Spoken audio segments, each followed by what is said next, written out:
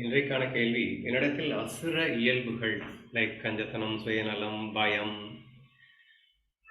பொய் சொல்றது, திருடுறது. ஸோ இந்த மாதிரி எல்லாமே ஆட்டோமேட்டிக்காவே இருக்கு, இயல்பாவே இருக்கு. ஸோ நான்லாம் கூட ஞானி ஆக முடியுமா அப்படின்ற மாதிரி ஒரு கொஸ்டினை கேட்டால் இதுக்கு உண்டான ஆன்சர் என்ன அப்படின்றது தான் கேள்வி. It's so simple. இட்ஸ் வந்து பெரிய விஷயமே இல்லை ஆக்சுவலாக. இந்த இயல்புகள்லாம் என்கிட்ட இருக்கு. ஏன் இருக்கு? அது உனக்கு வேணும்னு வேணாலும் வச்சிருக்கப்பா, அவ்வளோதான். இயல்புகள் நீங்க என்ன நினைக்கிறீங்கன்னா, அது சப்கான்ஷியஸ் ஜென்ம ஜென்மமா எனக்கு ஊறி வந்துருச்சுங்க, எனக்கு இதெல்லாம் அப்படியே ரத்தத்திலேயே கலந்து போயிருச்சுங்க, இது எனக்கு இருக்குங்க அப்படின்னு எல்லாம் நீங்க சொன்னதுனால இந்த இதெல்லாம் வந்து மாற்ற முடியாது போல அப்படின்னு எல்லாம் ஒன்றும் கிடையாது. ஒரு குடிகாரன் இருக்கான், அவன் குடிச்சு குடிச்சு குடிச்சு கடைசியில் குடியே இயல்பா மாறுற மாதிரி ஆயிடும். என்ன ஆயிடும் அப்படின்னா, கை காலெல்லாம் நடுங்கும் அவன் குடிக்கலன்னா. அப்போ அதை பார்க்கும்போது பார்த்தா, பாப்பா பாவம் அவன் குடிக்கலன்னா அவன் கை காலெல்லாம் நடுங்குது, பாவம் இயல்பாவே ஆயிடுச்சு, அதனால குடியை வாங்கி கொடுன்னு நான் சொல்ல முடியும். ஸோ டி அடிக்ஷன் சென்டர்ஸ் இருக்கு, அதுக்காக ப்ராப்பர் கவுன்சிலிங்ஸ் இருக்கு. ஏதோ ஒன்று பண்ணி அவன் டோட்டலாக வெளியே வர்றதுக்கு உண்டான முயற்சி தான் பண்ணணுமே தவிர, அது இயல்பாயிடுச்சுங்க அதனால மாற்ற முடியாதுங்க அப்படின்னு எல்லாம் பேசிட்டு இருந்தா ஒண்ணுமே வேலைக்கு ஆகாது. சரி, அப்படி இயல்பா இருக்கிறத மாற்ற முடியுமாங்க அப்படின்னு சொன்னா ரொம்ப ரொம்ப ஈஸியா முடியும். ஏன் அப்படின்னா, அந்த இயல்பை நீ சப்போர்ட் பண்ணிட்டு இருக்கிற வரைக்கும் தான் மாற்ற முடியாது. அந்த இயல்பு வேண்டான்னு நீ டிசைட் பண்ணிட்டேன்னா இட்ஸ் வெரி ஈஸி. ஏன்னா என்னுடைய நண்பரே ஒருவர் வந்து ஒரு சின்ன இன்சிடென்ட், ஒரு சின்ன ஆக்சிடென்ட் மாதிரி ஒரு சின்ன இன்சிடென்ட்ல குடியே வேண்டாம் அப்படின்னு நினைச்ச மாத்திரத்துல அவர் 24 ஹவர்ஸ் கை கால்லாம் நடிக்கிற குடிக்கலன்னா, அந்த மாதிரி ஒரு குடியில அடிக்ஷன்ல இருந்தவர் தான். டிசைட் பண்ண அந்த மொமெண்ட், அதுக்கப்புறம் இன்னைக்கு வரைக்கும் குடிக்கல. எங்க போச்சு அந்த இயல்பு? எங்க போச்சு அந்த குடிக்கிற குணம்? செகண்டில் மாறியது என்று நான் சொல்ல வருகின்றேன். ஸோ எப்படி மாறிச்சு? எப்படி மாறிச்சுன்னா இட்ஸ் வெரி சிம்பிள் தட் அது வேண்டான்னு நீ முடிவு பண்ண காணாம போயிடுச்சு. அடிக்கடி சொல்றது உண்டு, சப்கான்சியஸ்ல எவ்வளவோ நீங்க குப்பை குப்பையா வச்சிருக்கீங்க, ரத்தத்துல ஊறி போயிடுச்சு, எல்லாம் இருக்கட்டும். கான்சியஸ்ல இப்ப நீ என்ன தெளிவா வச்சிருக்க? கான்சியஸ்ல அதை தப்புன்னு ஃபீல் பண்ணிட்டேன்னா அதை எதுக்கு நீ எடுத்து வேலை பார்க்குற? அது வரும் தான். வரும்போது உன்னை யார் அதில் போய் ஒட்ட சொன்னது? வரும்போது அதை யார் சப்போர்ட் பண்ண சொன்னது? வரும்போது அதில் நீ ஒட்டினாதானே அது வந்து வரும். So therefore it is very simple fact that if you are consciously aware and ஒரு தெளிவு இப்போ இந்த மேல் மனதில் தெளிவாக வந்துருச்சு அப்படின்னு சொன்னால், ஜென்ம ஜென்மமாக ஊறி வச்ச அந்த விஷயத்தை பற்றி நீங்கள் கவலைப்பட வேண்டிய அவசியம் இல்லை. இதை தான் மெயினாக நான் சொல்ல வர்றது. ஸோ இட்ஸ் வெரி ஈஸி அப்படின்றத புரிஞ்சுக்கோங்க. சரியா? பகவத்கீதை எதுக்காக கொடுக்கப்பட்டது?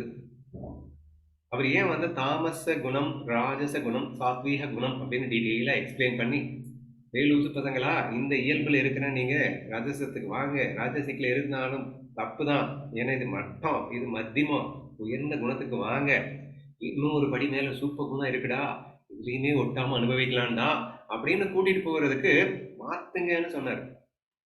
நீங்க கூட யாரும் சொன்னீங்க, அந்த இயல்புல ஒட்டாம இருந்துட்டா போதுமா அப்படின்னு. ஒட்டாம இருக்கிற தகுதி யாருக்கு வரும் அப்படின்னு சொன்னா, மாற்றக்கூடிய தகுதி இருக்கிறவனுக்கு தான் ஒட்டாம இருக்கிற தகுதி வரும்.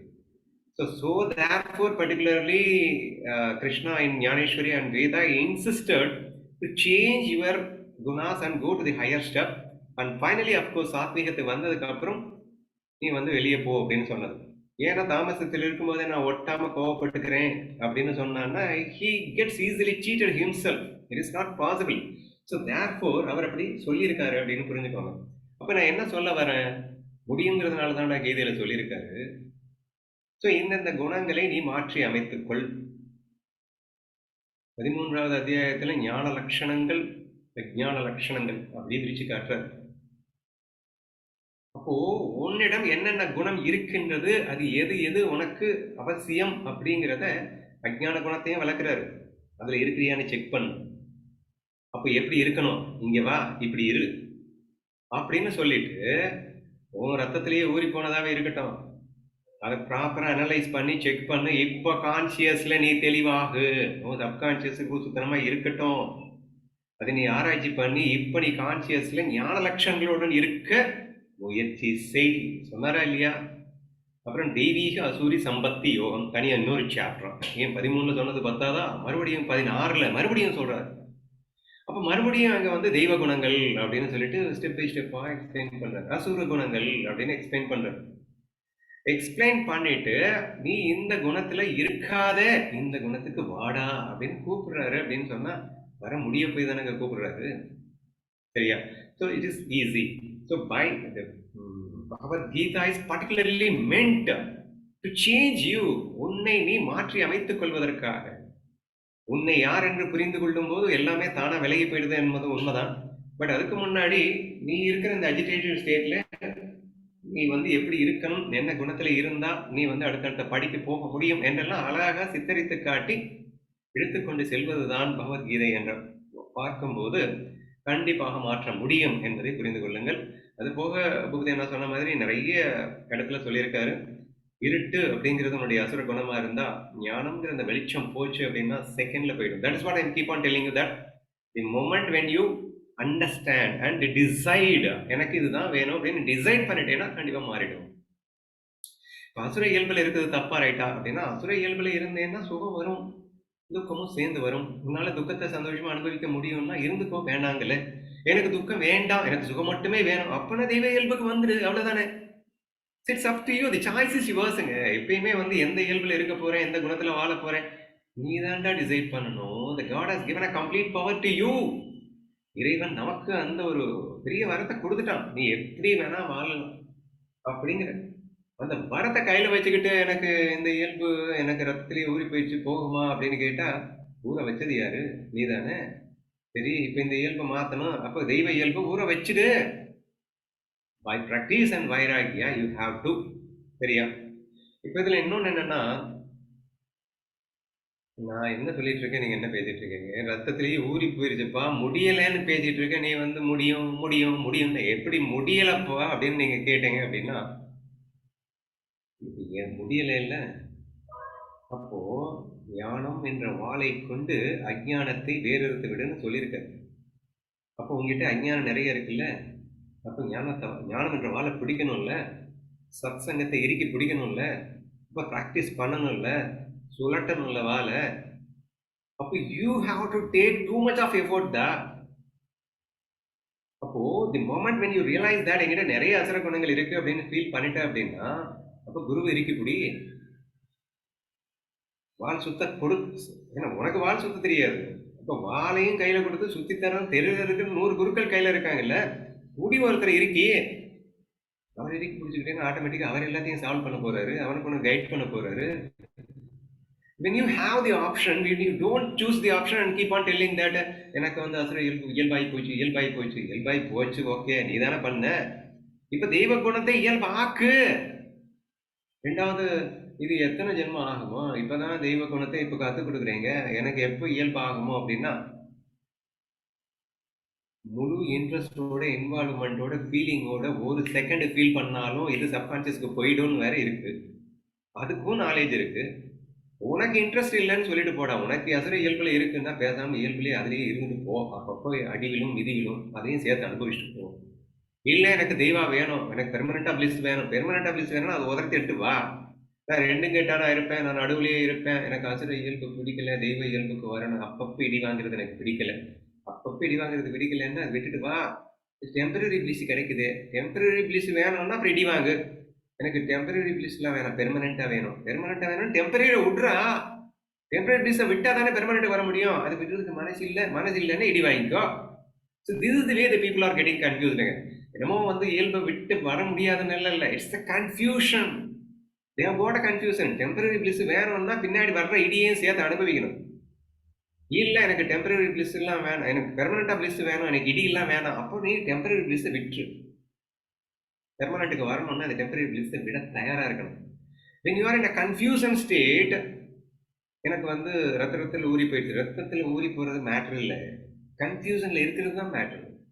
நீ தெளிவா ஒரு செகண்ட் டிசைட் பண்ணிட்டேன்னா எவ்வளோ ஜென்ம ஜென்மமா ஊறி போன விஷயமானாலும் அதை மாற்றுவது என்பது மேட்ரே கிடையாது. ரத்னாகரன் எக்ஸாம்பிள்லாம் இருக்கு, எத்தனை பாவம் மூட்டை பண்ணியிருந்தாலும் மேட்ரு இல்லை. இப்போ நீ தெளிவாயிட்டியா, okay done finished.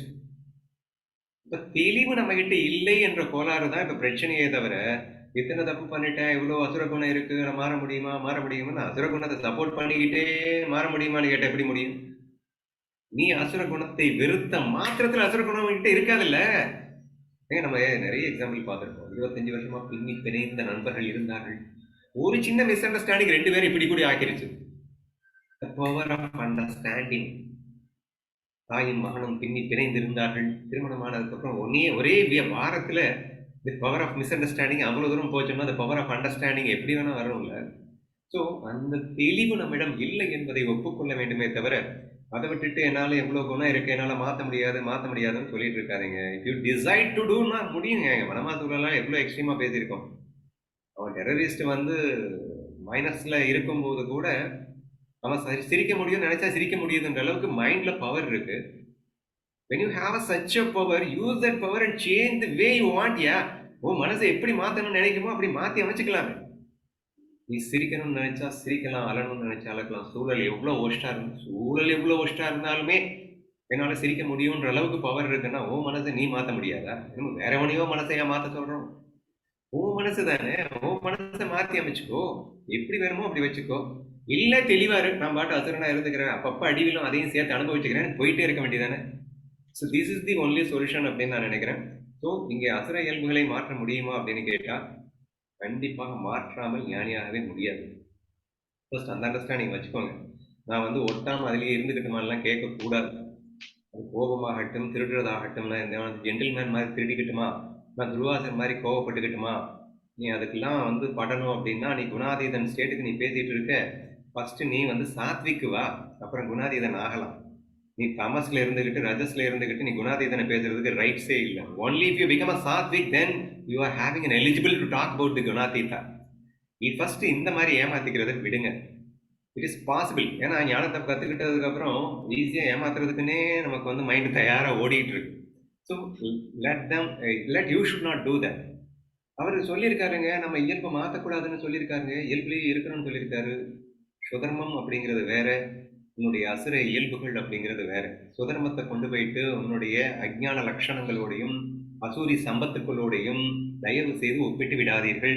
this is the first and foremost important முக்கியமான பாயிண்ட். உங்களை நீங்க ஏமாத்திக்காம இருக்கணும் அப்படின்னா அப்போ நீங்க தமசா இருந்தா ரஜஸுக்கு வாங்க, ரஜஸா இருந்தா சாத்விக்கு வாங்க. ஃபர்ஸ்ட் எல்லா நல்ல ஞான லட்சணங்களையும் தெய்வீக சம்பத்துக்களையும் வளர்த்துக் கொள்ளுங்கள். பெர்மனன்ட் பிளிஸ் வேணும்னு ஆசைப்பட்டா அந்த கிளாரிட்டிக்கு வாங்க. ஃபர்ஸ்ட் கன்ஃபியூஷன்ல இருந்து வெளியே வாங்க. எனக்கு பெர்மனன்ட் பிளிஸ் வேணும்னு முடிவாயிடுச்சுன்னா ஃபர்ஸ்ட் இந்த எல்லா குணத்தையும் வளர்த்துக்கோங்க. Then rest of the things automatic ப்ராசஸுங்க. மனமா சூழலா, கர்ம யோகா, ஆலிஸ்டே, அனைத்தும் கண்ணன், அனைத்தும் நானே, எல்லாம் எனது மாயா. எவ்வளோ நாலேஜுங்க. கண்ணன் எல்லாத்தையும் கொடுத்துட்டாங்க. இவ்வளோ பெரிய பவர்ஃபுல்லான வெப்பன் கையில வச்சுக்கிட்டு இந்த குணத்தை மாற்ற முடியாதா? குணத்தை மாத்துறதுன்றது என்ன பொறுத்த வரைக்கும் 2 நிமிஷம் தான். பட் இந்த கிளாரிட்டி கையில கிடைக்கிறதுக்கு இவ்வளவு நாலேஜ் இருக்கு. பெர்மனண்டா பிளிஸ் வேணும் அப்படின்னா நீ இப்படி ஃபீல் பண்ணா கிடைக்கும்டா அப்படின்னு சொல்றதுக்கு கிளாரிட்டி உனக்கு கிடைச்சிட்டா 2 செகண்ட் குணத்தை மாத்திடலாம். கிளாரிட்டி கிடைக்கிறதுக்கோ இவ்வளோ டன்ஸ் ஆஃப் நாலேஜ் நம்ம கையில இருக்கு. எலாபரேட் பண்ண விரும்பல. அதெல்லாம் நம்ம தனித்தனி வீடியோஸும் நிறையவே போட்டிருக்கோம். Like all is taste, Krishna feel, Krishna உணர்வு, ஐ ஆம் ஆல், நம்ம சொல்லலாம். So lot of things are there. So இது எல்லாமே ஞானம் என்ற அந்த வாழ்க்கை. இதுல தான் சுகம் இருக்குன்றத கிளாரிட்டியா நீ ஃபர்ஸ்ட் தெளிவாயிட்ட அப்படின்னு சொன்னா இதை மாற்றுவது என்பது மேட்டரே கிடையாது.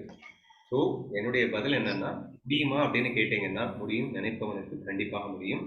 முடியும்னு கிளாரிட்டியோட நினைக்கிறவனுக்கு ரொம்ப ரொம்ப ஈஸியாக முடியும்.